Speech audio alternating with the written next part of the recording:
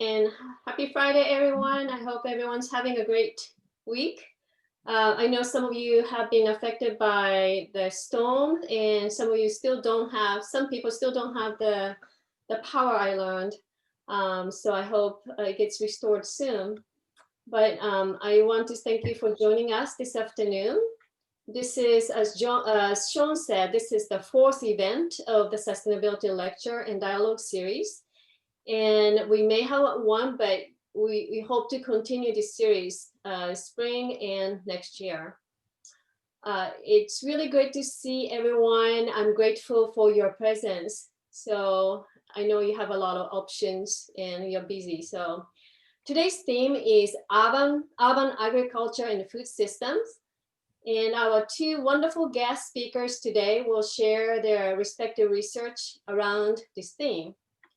Dr. Plaxedes Chitiyo is a lecturer in the Department of Geography, Environment, and Sustainability.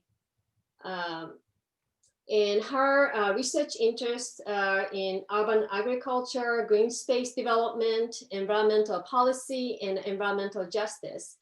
Her presentation today is entitled Steel City Reinventing Itself, Urban Agriculture Perspectives from Pittsburgh, Pennsylvania.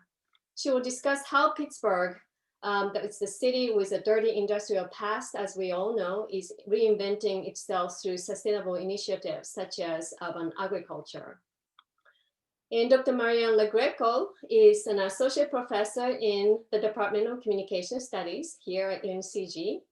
Her presentation today is entitled, We Still Have to Eat, Considering Sustainability Across Local Food Systems During COVID-19. She will highlight some of her recent research with Greensboro's Corner Farmers Market, which is a partnership supported by the National Communication Association Center for Communication, Community Collaboration and Change. Let us welcome both speakers. We will first hear from Dr. Chitiyo.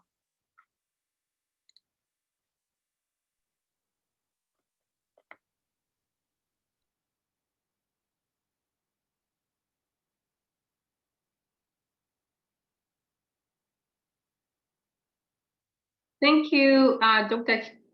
Kinefuchi, and I also want to thank Sean and everyone who's on this meeting today. I know with the storm yesterday that some people still don't have power, and I know for myself, I still have a lot of mess that I need. I'm actually looking across my backyard, and there's a lot of clearing that I need to do over the weekend. So I really appreciate that you guys are able to join us.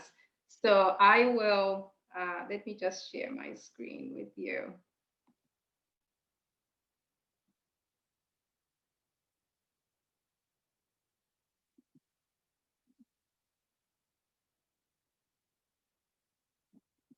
You know what? I can't find my slides.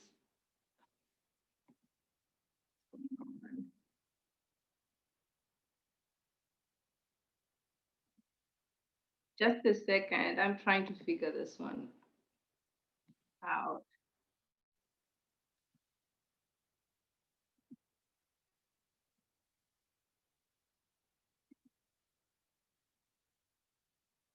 So I'm not seeing my PowerPoint slide if I pull up the shared screen. Do you have them pulled up in the background on your desktop, or do you have the file minimized? I have the file minimized. Go ahead and pull it up in the background. Okay. And then when you hit share screen, you should see it as an option to share it. Okay, thank you. Okay, there we go. Oh, okay. All right. Thank you for that. So my title today is Steel City Reinventing Itself, Urban Agriculture Perspectives from Pittsburgh, Pennsylvania. So I lived in Pittsburgh, Pennsylvania for 7 years and really had some very different experiences with urban agriculture. So I have, pictures that are showing, the city at night. It's a beautiful city, but also around the urban ag also seeing, some of the farms, and I'm going to talk more about, Braddock Farms, which is situated right adjacent the Edgar Thompson Mill, which is one of the few steel mills that are still remaining in the city. So for some of us, I don't know what are some of the things that you've heard about Pittsburgh. So I know for myself, when I found myself moving to Pittsburgh, one of the things that people talked about when I told them that I was moving to Pittsburgh was the air quality was bad. And if you talk to people who've lived in the area, and even reading the history, that it was known as a city with hell without a lid because of so much pollution. And I have images that I got online showing what it was in its heyday and what it is like now. But also around that, moving from, so between the 1970s to the 1990s, that the steel industry collapsed and loss of jobs. Even they say that a third of the population of the city shrunk, right?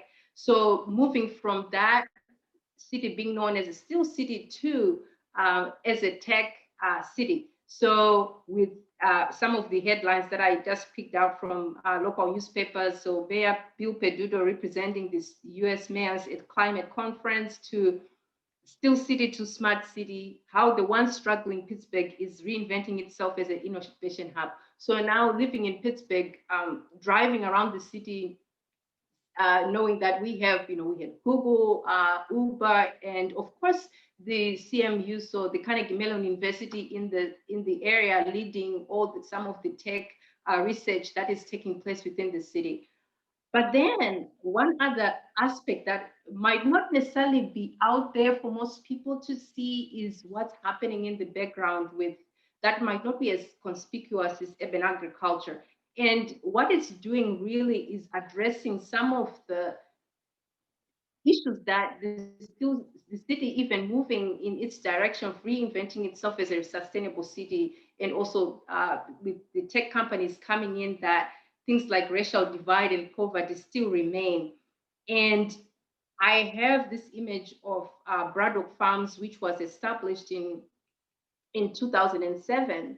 So this is one of the areas where it all started, with the Edgar Thompson Mill that you can see in the background, and it's still there. So since 1875, and to have this farm that is established right next to this plant that is associated with a lot of pollution in the city and the history of the city, to get people to talk about, okay, how can we do things better? How can we green our city? How can we make sure that we are addressing some of the challenges that we have in the city? So Braddock Farms is actually located 10 miles southeast of downtown Pittsburgh, so right there.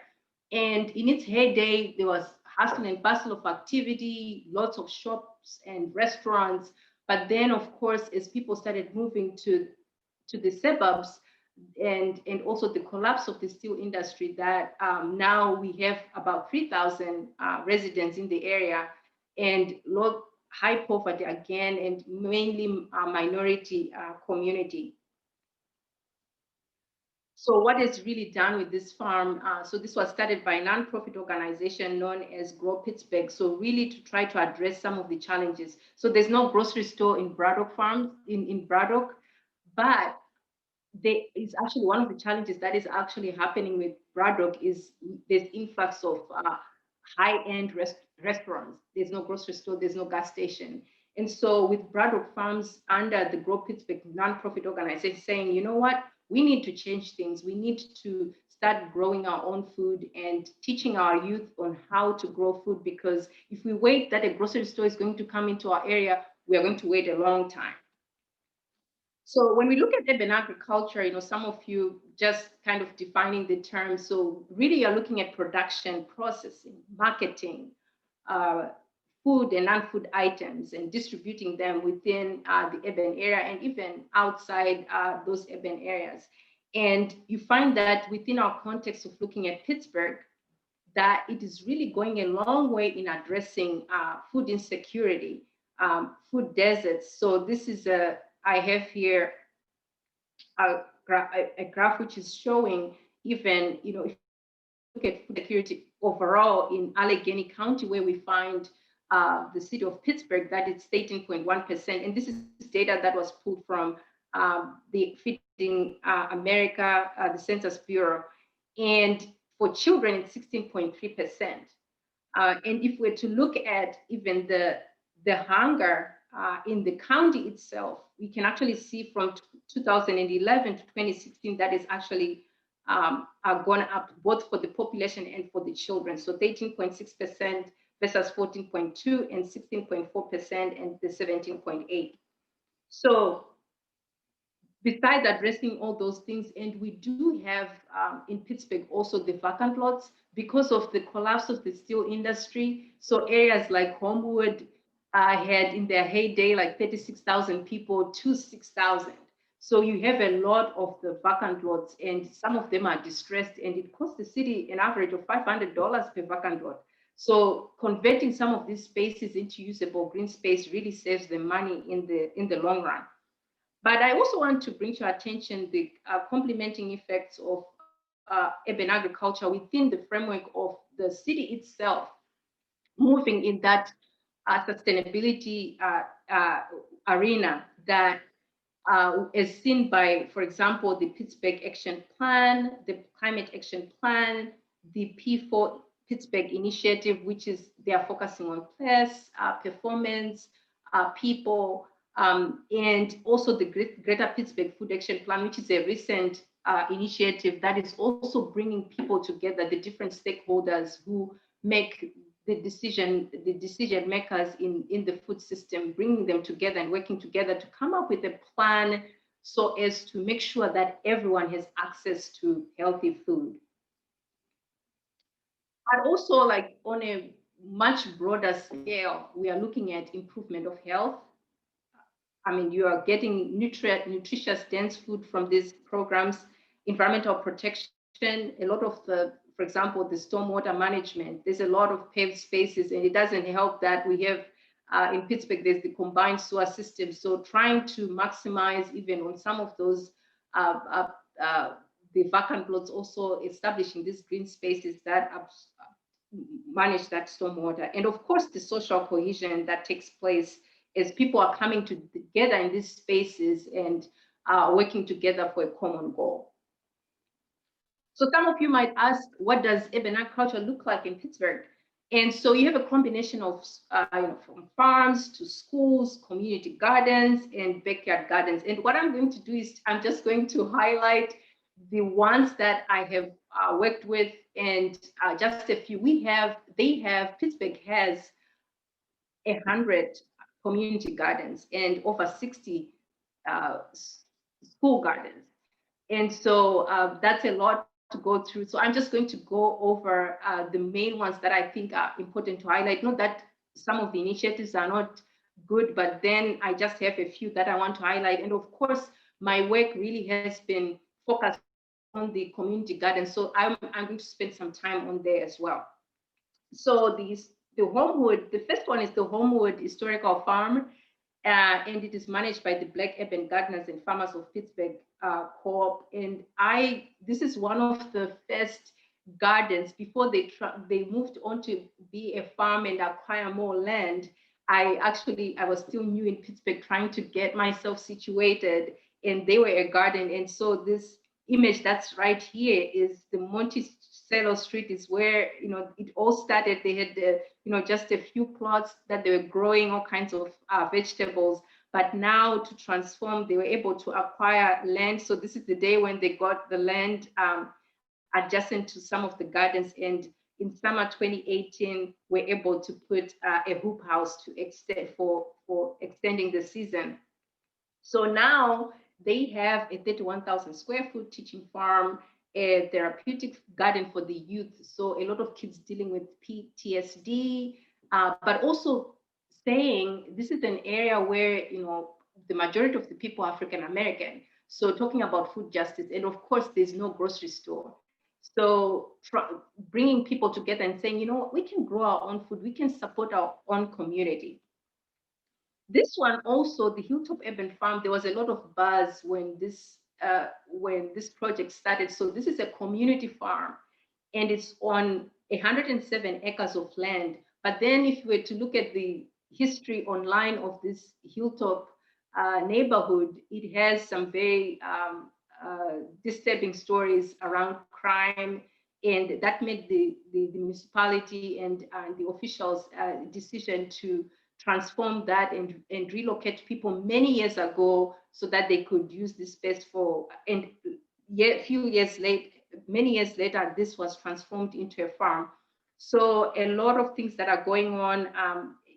I just want to highlight the farmer incubator program. So one of the challenges across urban ag and agriculture in general is we have older people in the farming business, and so we want to recruit the younger people, but they don't have the capital to start. They don't have the training. So they have this farmer incubator program that they have. So one of the people who started this program, some of the farmers includes a lady who's doing sustainable flowers, someone who's doing beekeeping, and another who's doing composting. Bowfield Farms. So this is collectively managed by the community in the north side of the city. And what is cool about this is they also have one of the garden coordinators lives up the hill, and he manages the Allegheny goatscape. So this is a highlight in Pittsburgh in the summertime. He brings the goats on the south side, and they'll be working on all the steep sides that you cannot get to if you want to control all kinds of vegetation and even the invasive species. So he brings the goats. So also trying to address issues of food insecurity in the area. The Oasis Farm and Fisheries, owned by the Bible Center Church, so still on the in Homewood area, but then they also have the indoor facilities as well, where they are doing aquaponics and hydroponics, but outside with some summer youth programming for the kids, and even having a site where the kids can actually cook the food that they are growing. So moving on to the community gardens, one of the questions that someone posed to me at a conference in several years ago was, where are all the community gardens in Pittsburgh? So I had to go back and map some of these gardens, starting off with some of the data that Grow Pittsburgh, which is a nonprofit that is really involved in the urban ag scene in Pittsburgh. They had some on there, so that was like my starting point. So this is just showing where the community gardens are located, and also wondering, in terms of median household income, how that is portrayed spatially. So we can see that, like within the inner city areas where, low income, you also have a higher concentration of the community gardens. And as you go on the outskirts of the city, like the South Hills area, there's also that high concentration. And this is mainly due to the initiatives that are taking place with an organization known as the South Hills Interfaith Movement. So also interested in finding out, the number of gardens which were established over the years. And you can see the peaks in 2008 and 2016. So a lot of things happened prior to that. Grow Pittsburgh came into the Pittsburgh area, and they started their programs where they were supporting starting gardeners and different people were interested. Pittsburgh Food Policy Council was established in 2009. The city in 2014 also established a City Adopt a Lot program. So people were able to get 3-year leases on those vacant lots that I was talking about. But then, so this one showing the garden affiliations that we have. So some of them owned by religious organizations, the churches, some neighborhood programs, some schools not really differentiating themselves, like doing their own thing, but they are pulling in the community within the discussion. They want to manage it collectively with the community. And of course, we have the nonprofit. And looking at, so what is the motivation for some of them? So ranging from consumption, some focusing on consumption only, but some really taking that time to look at sustainability. So looking at how are we taking care of the environment? Sorry, that's my timer. And the community building aspect. So this is just showing where the community gardens are located in Pittsburgh. So a lot of things happened prior to that. Grow Pittsburgh came into the Pittsburgh area, and they started their programs where they were supporting starting gardeners and different people were interested. And of course, I looked at the garden site history too. Some are established on baseball fields, some vacant lots are existing property like the churches. They have a lot of space that they are actually thinking, you know what, why not convert that into a usable space? And the backyard gardens by the Homewood, the Phipps Homegrown program, this is really has been successful. Over 200 gardens established in the low income areas. And these are, the good thing about these ones is they are more manageable as compared to having something that is big that people might not necessarily be able to keep up with. The Greater Pittsburgh Food Action Plan also bringing in the different stakeholders and trying to address those inequities that are existing within the food system. So this really was a great project that was spearheaded by the Pittsburgh Food Policy Council, trying to address, so in different areas, you have communities where constantly there are grocery stores. We had the Hill District is actually 0.6 miles from Duquesne University where I was teaching, and they just lost their grocery store that took them 20 years to have established, and they lost it again. So they're back to square one, going to different areas to try and get some food. But one of the things that was done within this process of coming up with the food action plan was to do a policy audit. So what is it? What is our food system like within the 130 municipalities in Pittsburgh? So this is what's actually done by the Emerson Hunger Fellow, who was working under the Pittsburgh Food Policy Council. And this is what they found out, that 47% of the municipalities, they allow farmers markets. And 27% of them are collaborating with food-focused nonprofits. So this gave like a starting point as to, okay, we are coming up with this food action plan, but what is the situation currently like? So to be able to wedge a way forward. But then one of the things that came out of this was that this cited policies that to do with the environment. So that could be another area that could be explored later in detail and find out how that could be improved. Challenges still remain. I have seen cases where people have really worked and put themselves out there on some of these vacant lots, and then a development opportunity comes up and they are kicked off the curb. So issues of land security, issues of maybe communities not connected, doing their own thing in their own local area and not realizing that there are these connections that exist within the city that they could tap into.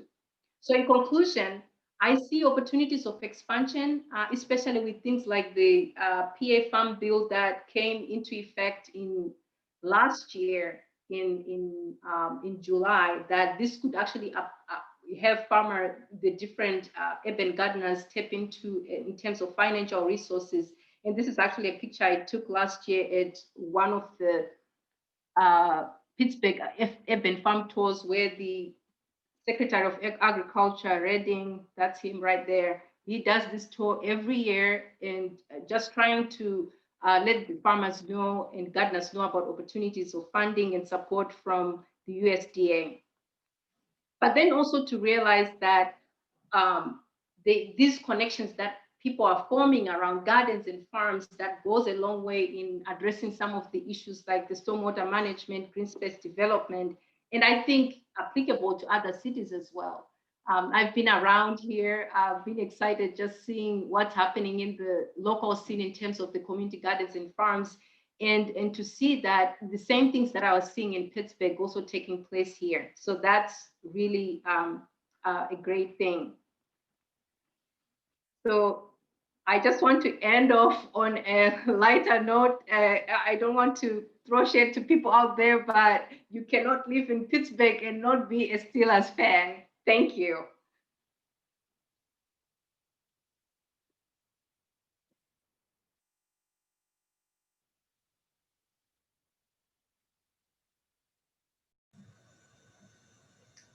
Thank you, Plaxedes. I think, Marianne, you can Go ahead. All right. Start.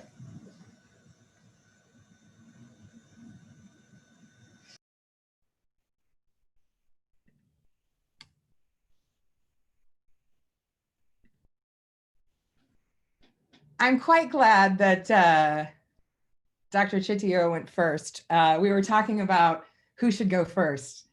And I feel like the story she just told about Pittsburgh is a very, very, very similar story to Greensboro's. Like there are so many overlaps in terms of what's been going on in the last 10 years, in particular around food in Greensboro. And I decided with my presentation, after I saw what she was going to present on, to take a slightly different angle and take a deeper dive into what's been going on in the last 6 or so months as we've been dealing with reorganizing around our food system, particularly at the local level, in response to things that have come up around COVID-19. It's undeniable that COVID has changed the way that we are accessing food and thinking about food, but some of these changes were already in motion before the virus started to spread. And so it's picking up on a lot of issues that I think are really important to conversations about sustainability, both from an environmental perspective, as well as the 4 columns that we talk about here at UNCG that also add economy and equity and aesthetics, but also thinking about it in terms of a communication perspective as well. And so that's what I'm going to focus a little bit more in my comments today. And I want to share with you just a little bit about myself so that you get some grounding in how we connect in Greensboro to this urban agriculture conversation, and echo and highlight some of the things that Dr. Chitiyo spoke about in her presentation. Before I get too far ahead of myself, though, I do want to say that a lot of my comments, particularly when I share some specific case studies with you in a moment, focus on some of the work that I've been doing with the Corner Farmers Market and the People's Market in Glenwood. And those 2 markets are sister markets. They're organized together under the Neighborhood Markets Incorporated. And we are working with them through our Communication Studies Department as part of the National Communication Association Center for Communication, Community Collaboration, and Change. And Dr. Kitafuchi also has a couple of partnerships that are working on that. And I see Paula Siebers on here, who is her community partner as part of that center. And so we've been working with 5 different sets of community partners around issues of resilience, to which we also say that sustainability is frequently connected, particularly from a communication perspective, which I'll go into more detail in a moment. And so one of the partnerships that I've been working with is the neighborhood markets. And we started off working with a focus on doubling their SNAP-EBT usage and providing double dollars for their folks who use SNAP-EBT. So it was to build a fundraising network to provide some of that economic sustainability to help support the market. They regularly, over the last 2 years, had doubled about $10,000 in SNAP-EBT, and they wanted to increase that to about the ability to do $20,000 this next year, and then gradually increase that because they were frequently seeing more of a need than they could provide in terms of SNAP doubling. We just started going on that effort when COVID struck. And so that forced us to reorganize several things. And I'm going to share with you some case studies around the reorganizing that I think are kind of useful from a sustainability perspective, maybe not necessarily exclusively related to urban agriculture, but urban agriculture is part of a larger narrative that's going on in Greensboro right now and has been for the last 10 years. So I want to share with you a little bit of my background in terms of how I've been working with this over the last 10 years, mostly as a precursor to get to those case studies about how we've been addressing it during COVID. Really, a lot of our local food infrastructure was tested over the last 6 or so months. And I'm not going to say that we handled it perfectly. At the same time, there were a lot of people who were very impressed with how responsive we were with getting the safety net up. Now we're getting tested in terms of the long-term supports, but in terms of the initial response, there were a lot of folks who said that we actually did a pretty good job organizing a lot of our local food resources. So in terms of my background on this first picture I have that I'm sharing with you is a picture from the Warnersville Community Garden, which was established in 2011 in the Warnersville neighborhood, which is about 1.5 miles from UNCG's campus. So just south of us is the Glenwood neighborhood, and then just east of that neighborhood is the Warnersville neighborhood. Warnersville was the first African-American named neighborhood in Greensboro. It's been established for over 100 years. It was established by a man named Yardley Warner, and he basically created space for African Americans to be able to own property in Greensboro for the first time. And it's got a very proud history of organizing. And in 2011, we broke ground on an urban farm in that area. And it's been a bit of a challenge over time to keep that project going, primarily because having consistent partnerships over time has proved to be a challenge in supporting an urban agriculture program there. We invited in Out of the Garden project in 2017 to begin managing the project in the long term. And so they established an urban teaching farm there in 2018, and they've been able to provide a community supported agriculture program in the neighborhood. And so we've seen it grow over time. And I think that's been a really important project, particularly in the Warnersville neighborhood. I wanted to emphasize that one in particular because it's the one that's most closely connected to the topic of urban agriculture that we're addressing, but also because the organizing around that program, I think, spearheaded a lot of other relationships that have helped us build a much stronger communication infrastructure around food in Greensboro. Again, we're still building and knitting that network together. At the same time, we've got a solid foundation started. We've just got to keep it going. A couple of the other pictures that I have featured here over here on the right are from the Mobile Oasis Farmers Market, which was also a program that grew out of the organizing in Warnersville. Several partners, primarily organized through the Guilford County Department of Public Health, worked together to launch the Mobile Oasis Farmers Market. It's currently organized out of Guilford College. It's funded through some additional grant funding to keep going, but they've been a little stuck during COVID, and so they're working on seeing what they can do to keep that program sustaining.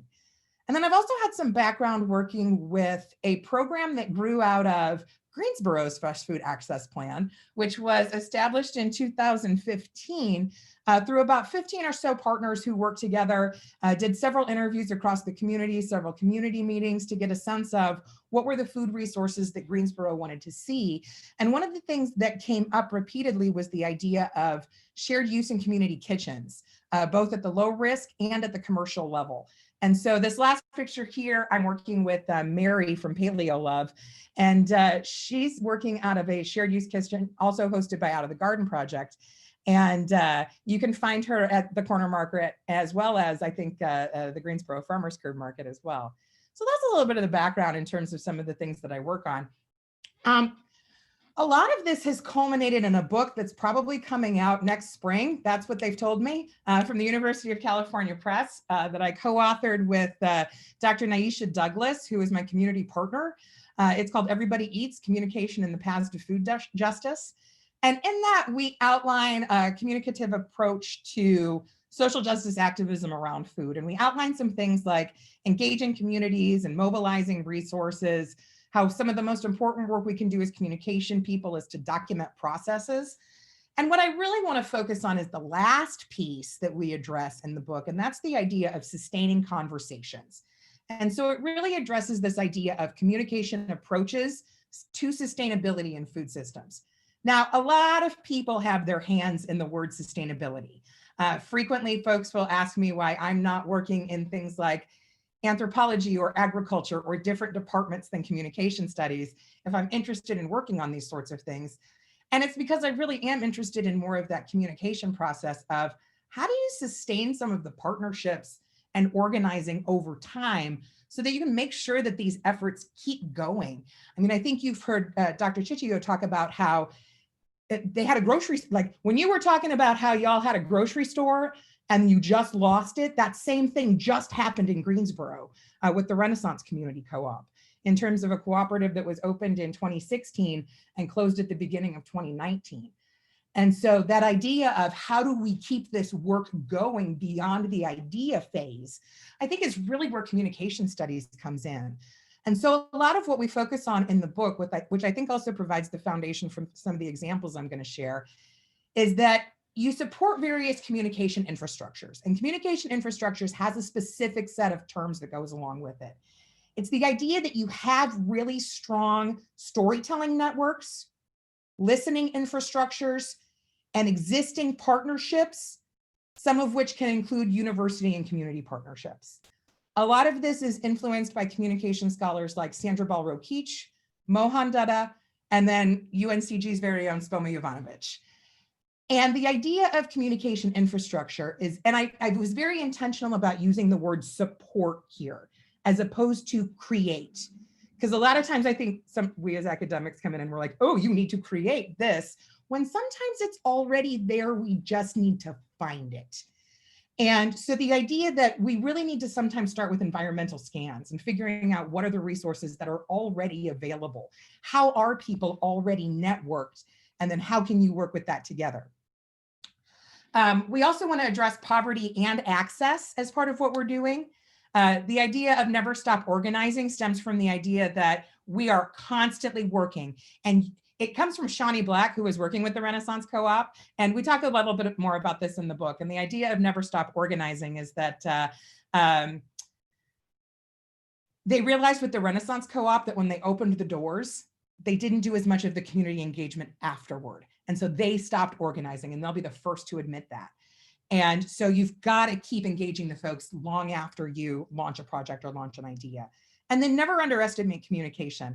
Some of this stems from the idea of when I get introduced to folks who say, this is Marianne, she does our social media. And I'm like, sometimes I do a little bit more than just the social media. So I'm rushing through those pieces a little bit because I want to get through some of the examples. And I know we're running a little bit late, but I do want to go ahead and talk about 3 quick examples related to some of the reorganizing around COVID that I think speak to some of these communication infrastructure and sustainability issues. First of all, there's the Guilford County Schools Summer Meal Network. This is one example that I have 2 of my graduate students, Jasmine Palmer and Mariana Levithon, who over the summer we looked at how are things changing around food and COVID in Greensboro and Guilford County. And one of the things that we focused on was the launch of the Guilford County Schools Summer Meal Network.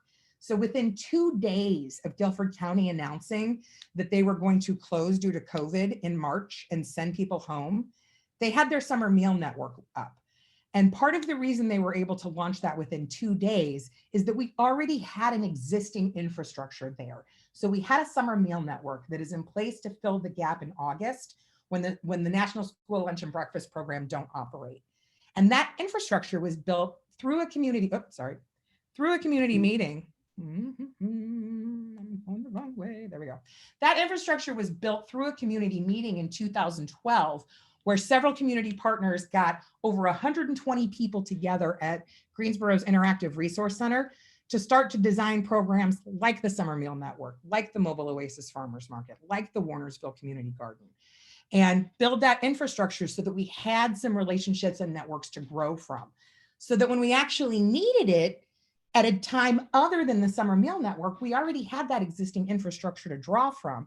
And so that helped get that network up for the stay-at-home meal network because we were using the infrastructure that was already there for the Summer Meal Network.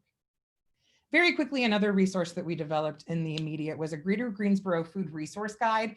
And right now it's archived because we stopped updating it after we started moving into the phased reopening. This was really in place. It was a resource that was developed, again, through a lot of community partnerships. I'll include a lot of this information so that if you want to follow up and check some of it out and see who the partners were who were involved in all of this, we did document it pretty well. But this really grew out of the conversation with Guilford County Schools and launching the Summer Meal Network. We said, hey, we also might need to put together some other resources. So several partners working around Greensboro or UNCG's LEAP program, our Lifetime Eating and Activity Practices, we put together a set of resources, including food assistance, local restaurants and for takeout and delivery, grocery store information, where you can go to volunteer, where you can go to donate, local farms and farmers markets. And a lot of this was helping people figure out what's open, what are senior hours, what are mask policies, who's doing takeout and delivery, where can you get food? And so again, this was particularly important during that period of time. I do want to talk a little bit as I wrap up. I know I've got to wrap up very quickly about the Corner Farmers Market and People's Market in Glenwood. And one of the things that we did there is that we helped to establish an advanced order and drive-through pickup model for them. And you'll see here, one of the first things that we did, and this is before mask policies came into play. This is March 13th. So this is before we really knew anything. And we're like, let's just try to stay far apart from each other. And so Liz Seymour, who's a big community organizer and works with the People's Market, and I had a listening session where we said, times are weird, let's chat. And we got feedback from folks about what to do about the markets. And they said, keep it open as long as you possibly can. And so what we did was we developed some mask policies, but in the interest of time, I'm going to rush down here real quick and look at this last picture down here, which is an advanced ordering and drive-through pickup model that we developed. And there's a lot of detail in it that I'm not going to be able to cover in the presentation, but I'm happy to talk a little bit more about it in the Q&A if you want to hear about it. But one of the big things that we noticed about this advanced ordering and drive-through pickup model was that the usage mapped exactly in line with stay-at-home orders phase 1 and phase 2. So right now, the advanced ordering and drive-through pickup model that we developed has fulfilled almost 6,000 orders in about 6 months. During the height of stay-at-home, they were averaging about 300 or so orders, and now they're doing about 50 or 60. And so again, we were testing our food infrastructure to see how all of this came into play. And, you know, we did okay. I really do need to wrap up here, but yeah, I'm happy to talk about some more of these things in the Q&A.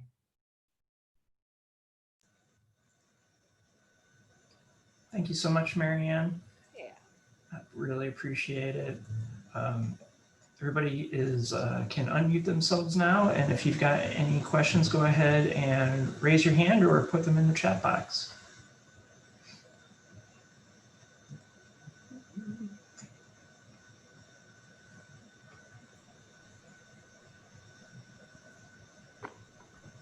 I have a question for Marianne.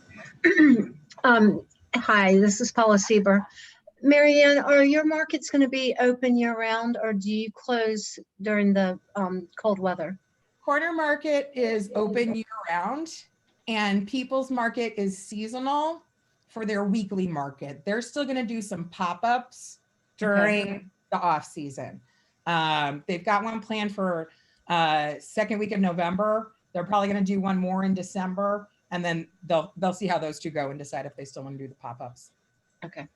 Yep. Thank you. Mm-hmm. Thanks. We have a question from Megan. Yeah, hi, great seminar. Really, really enjoyed that. I'm relatively new to Greensboro, and so I've been trying to get involved in the food justice and food community here. So this is really great to kind of tune into.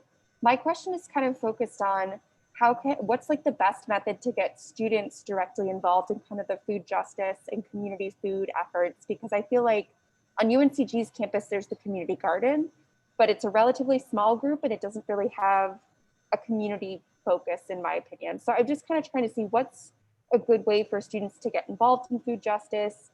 Is it a food drive? Is it pairing with a nonprofit or farmer's market? What do the speakers feel about that?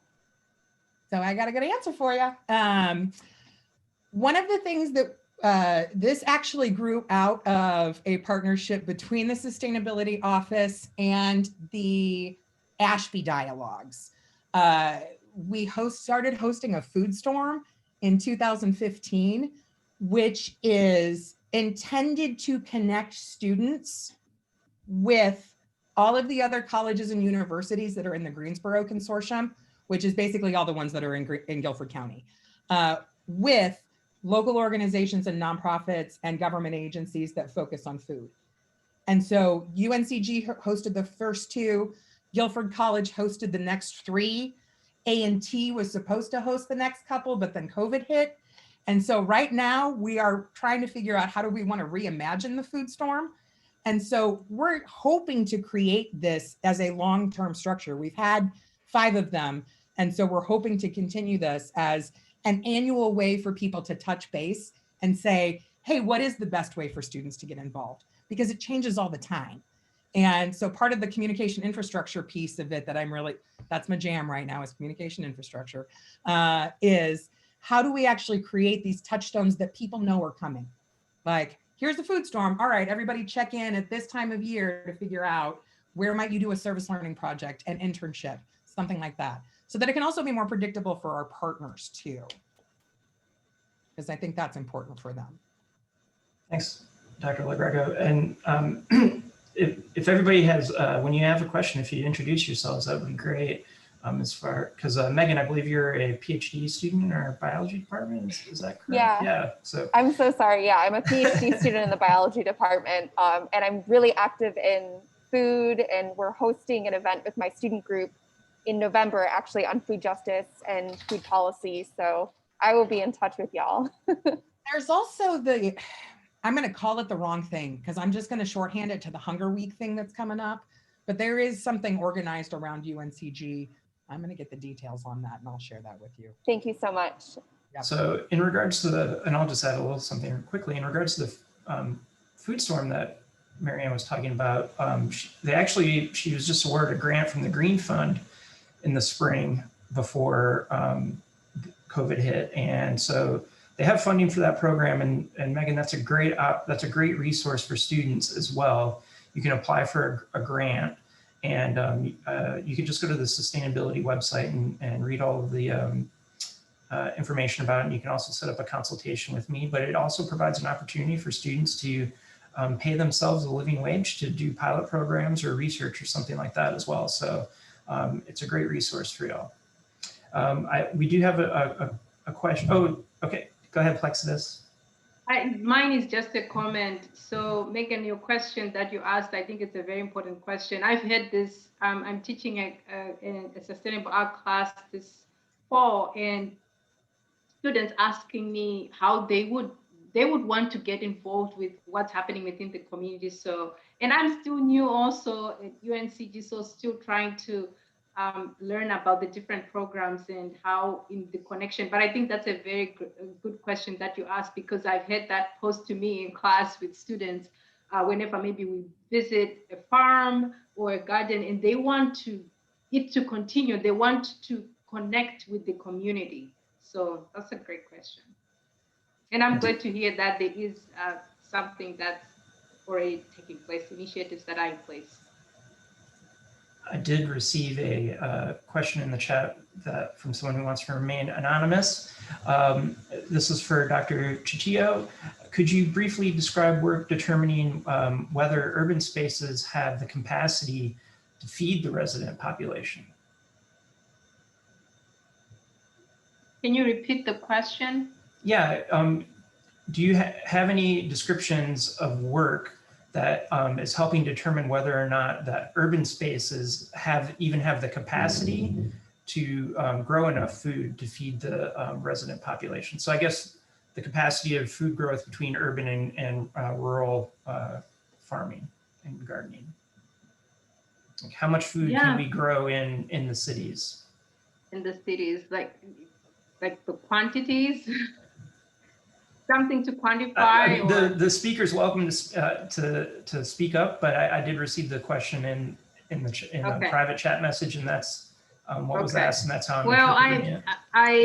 I from the top of my head, to be honest with you, I can't give you like a number, but from my experience working in Pittsburgh in some of these spaces, I talked about the vacant lots that a lot of food is produced in these different localities. So I showed you for example, the backyard gardens, the 5 by 3 feet backyard gardens that are being established in Homewood and Larimer. That actually, people have been tracking, that production of different vegetables that are being produced and being able to sustain, like in the summertime, a family of 4. With, for example, peppers, tomatoes, and all kinds of vegetables. So, and because of also think about the production practices that they are using, they are maximizing the space, right? They are doing the intercropping. And for some of them, even thinking about going beyond the summertime and even like in the fall. Yeah. Did someone say something? I think it's just background noise. Oh, okay. Yeah, so really intensifying and producing a lot more in a space is able to support the needs of the different communities. Thank you. And then we have a question from Alex. Hey everybody, I'm on the Sustainability Council. My name is Alex Ashton and Director of Real Estate here at the university. I was wondering if either speaker have experience with or done any research on how urban orchards or public produce might fit into the overall picture, in addition to talk about community gardens.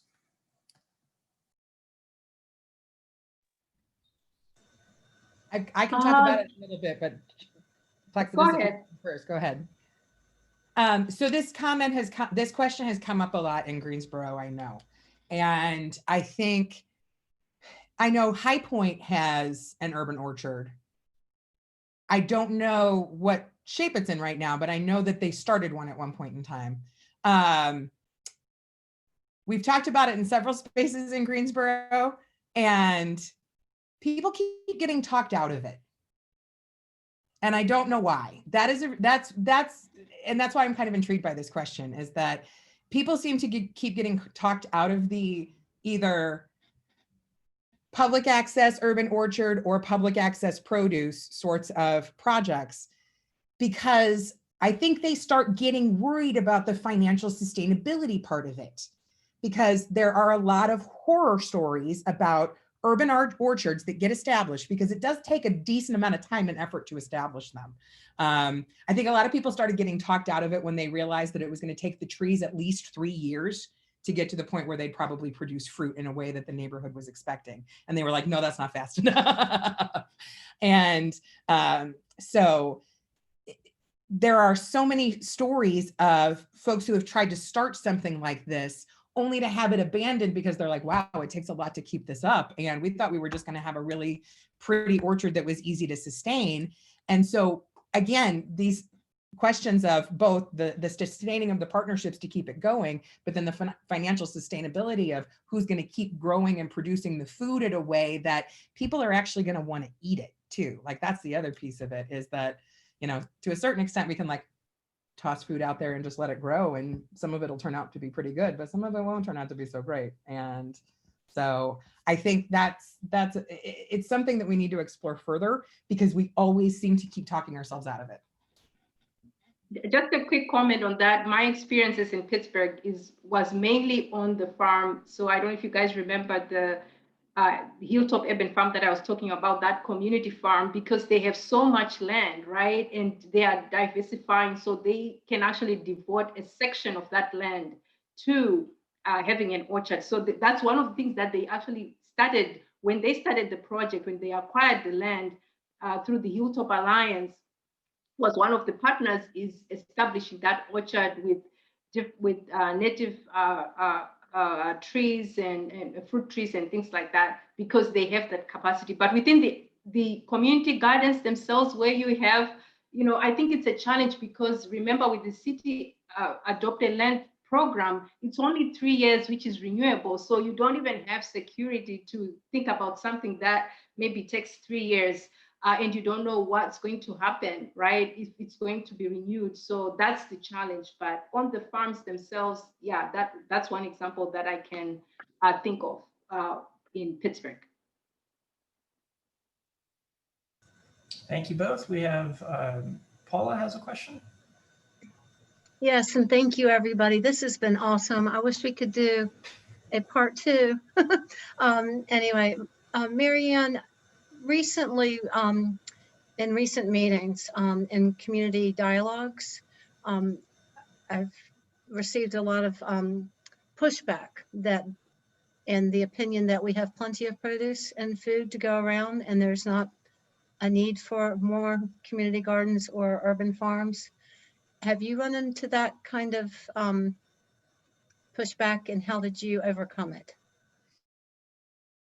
Okay, so I have definitely come into this conversation because I think there is a valid assessment of Greensboro's and Guilford County's local food system as it connects to our regional and national food systems, that shows that one of our larger issues is distribution and not necessarily the volume of the produce.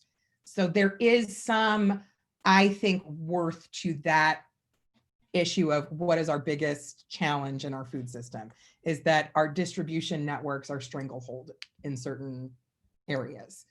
Now, how do you get past that then is a different question, because one of the solutions to that is, well, then grow your own. Like if your distribution networks are the things that are keeping the food from getting to you, then one way to work around that is to start to grow your own food. Now, I think the challenge then comes into, I'm not sure that we have the available green space. And you and I have talked about soil quality in certain parts of the community in terms of how we're challenged. Dr. Chitiyo talked about the air quality in Pittsburgh. We're challenged by soil quality in Greensboro because of where our manufacturing was and where our water table flows. And so there's a lot of available green space that are brownfields in our urban areas. So I'm not sure, and I'm a communication person, I'm not an urban planner or a geographer in that sense. And so I'm gonna say something I'm not, I don't have a lot of data for, but this is just based off of my observations and the ways that we've come up against sorts of barriers. Is I'm not sure that we have enough green space in Greensboro to be able to feed all of Greensboro through urban agriculture. We can grow a lot of food. And I think there are a lot of entrepreneurial opportunities for people there as well. But I'm not sure that we've got enough where we could totally cut ourselves out from, that larger food system. And in that case, we do have to pay attention to distribution at the same time. Yeah. Thank you, Marianne. I did want to just add to Megan's question earlier about student involvement. There are student groups on campus as well. And I would recommend definitely working with the student governmental groups, so SGA and GSA if you're a grad student. And then I was reminded in a private chat message by Professor Sina Crutchley. She's a professor in, Sina works with speech pathology. I can't remember the name of that department. Asian and disorders? Yes, thank you. And she's also a animal rights activist and vegan. And she reminded me of the a former club called the student club called the Protection of the Earth and Animals that she and Dr. Gwen Honeycutt have advised in the past, and that you can reach out to them if you're interested in participating in that. I don't think it's operating right now. I don't think there are any students involved, but there are definitely other student clubs involved on campus, and you can see those on the website, Megan. Are there any other final questions before we close for the day? Yeah, thank you, everybody. And as we said at the beginning of the event, we are going to continue this lecture and dialogue series into spring. So I hope everyone will join us in the future also. Happy weekend. Thank you. Thank you. Thank you, everyone. Thanks, everybody. Thank you. Thank you. Stay safe.